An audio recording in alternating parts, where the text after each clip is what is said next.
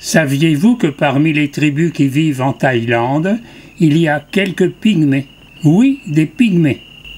C'est à Sakai, à proximité de la frontière malaise, que nous avons rencontré les derniers aborigènes non métissés de Thaïlande.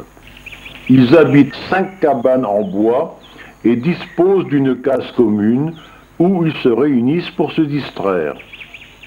Hommes, femmes et enfants, ils sont en tout 37 personnes. On reconnaît les aborigènes à leur peau très foncée, à leurs cheveux crépus et au fait qu'ils n'ont pas les yeux bridés, à l'inverse des Thaïs et des Chinois qui ont les cheveux raides. À la question « Combien êtes-vous dans ce hameau ?», le pygmée trahit son origine en répondant instinctivement « Tigapulu toujours », qui, vous l'avez compris, veut dire 37 en malais. Puis il expliqua que ce groupe était sédentarisé ici depuis une vingtaine d'années. Les Thaïs ont sédentarisé ces nomades pour 2 raisons. La frontière avec la Malaisie a été longtemps contestée et depuis 40 ans, cette région était le siège d'une rébellion communiste. L'État leur a installé un WC à la turque, une réserve d'eau et une télévision dans leur case commune pour accélérer le processus d'intégration.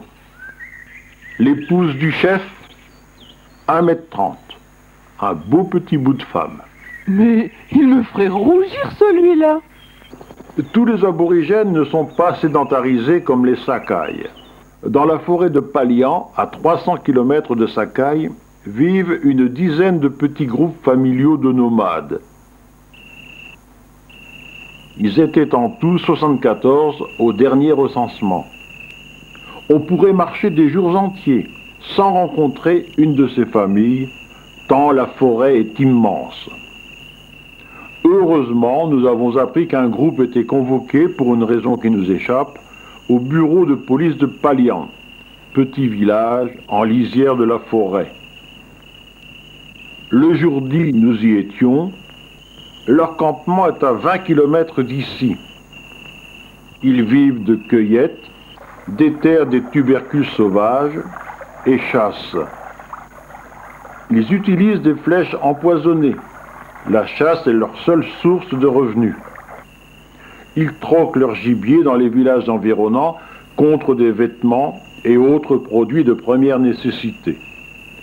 Quand leur territoire de chasse semble épuisé, ils abandonnent sans prévenir leur campement et vont un peu plus loin. N'allez pas croire que tous les pygmées mesurent 3 pommes. Les Bayakas de Centrafrique ont une taille moyenne de 1,56 m. Une découverte récente conforte la thèse que les pygmées d'Asie ont des gènes spécifiques communs avec les pygmées d'Afrique, ce qui prouverait qu'ils ont des ancêtres communs. Ils se déplacent en silence et nous ne les avions pas entendus arriver. Le chef marche en tête armé d'une sarbacane.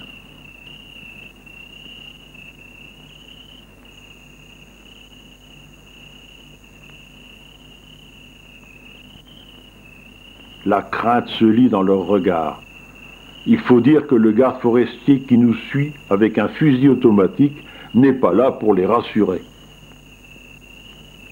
Le hasard des rencontres avec des forestiers et autres coureurs des bois a entraîné un fort métissage des aborigènes. Leur teint s'est éclairci, ils se sont allongés, mais tous ont conservé les cheveux crépus de leurs ancêtres, les pygmées. En 1990, il n'y avait plus en Thaïlande qu'une trentaine de groupes d'aborigènes, soit moins de 200 individus. Mais combien en reste-t-il? Mystère. Nous leur avions préparé 10 kilos de riz, 2 kilos de poissons séchés et quelques vêtements. Regardez bien cette fille. Elle présente exactement les mêmes caractéristiques ethniques que cette autre jeune femme photographiée à Sakai, à 300 km d'ici.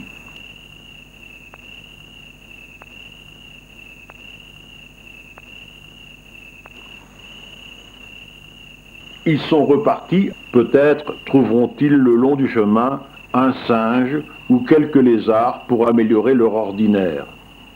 Depuis toujours, les faibles doivent fuir ou s'intégrer, mais quel que soit leur choix, ils sont condamnés à disparaître. De l'autre côté de la frontière, en Malaisie, il y a aussi des pygmées. Nous irons leur rendre visite à l'occasion de notre prochaine étape, la Malaisie.